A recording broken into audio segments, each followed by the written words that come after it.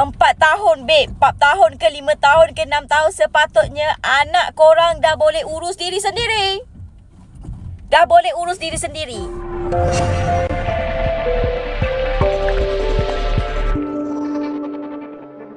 Pernah tulah sebelum ini seorang ibu berkongsi kisah sedih anaknya yang baru 2 hari bersekolah tadika tiba-tiba diberhentikan gara-gara dikatakan terkencing di dalam kelas. Walaupun sedih, wanita itu akur dan tampil meminta maaf. Susulan dari kejadian itu, Cikgu Ayu selaku guru tadika menyuarakan pendapat pribadinya menerusi laman TikTok.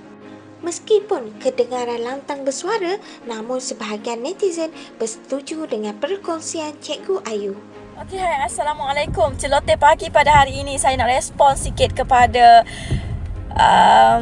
kes yang viral di mana anak dia di-reject dekat tadika disebabkan kencing dalam seluar. Okey, first of all, untuk cikgu tu sepatutnya dalam waktu seminggu, 2 minggu you kena buat pemerhatian. You kena buat dulu pemerhatian. You janganlah sekali terus reject. Itu salah satu perkara yang tak betul lah kalau orang katakan kena dulu buat pemerhatian.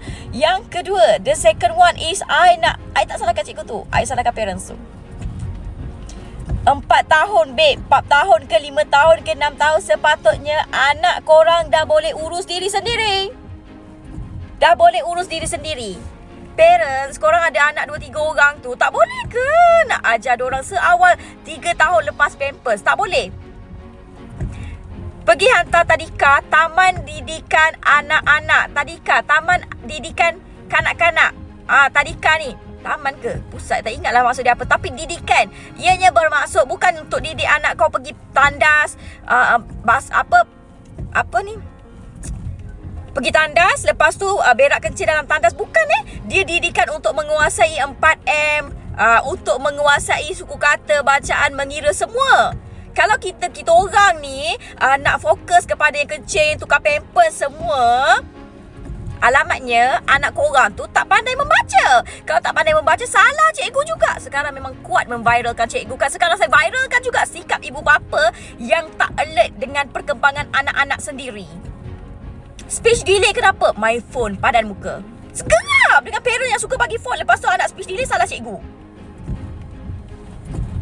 Kau rasa?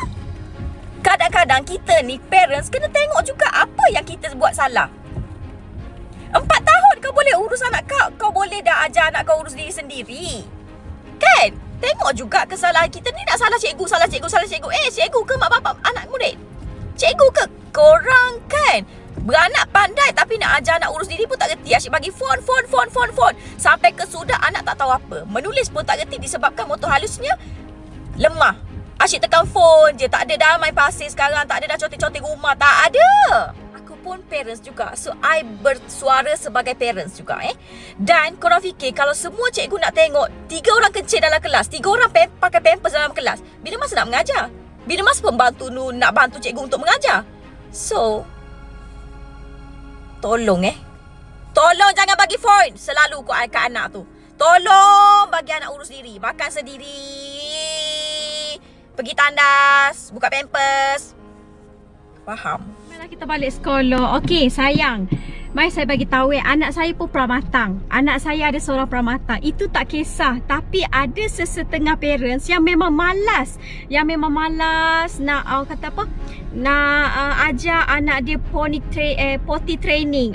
Itu yang saya maksudkan. Saya tak maksudkan yang memang betul-betul speech delay daripada asal, yang memang betul-betul orang kata autism. Itu tak ada masalah. Sebab itu memang kita boleh terus direct kepada pendidikan khas. Yang sekarang saya maksudkan adalah yang mild autism disebabkan gadget, yang speech delay disebabkan gadget. Asalnya anak kita normal tapi disebabkan kita tak peduli kepada mereka, kita bagi 24 jam phone kepada mereka tanpa had.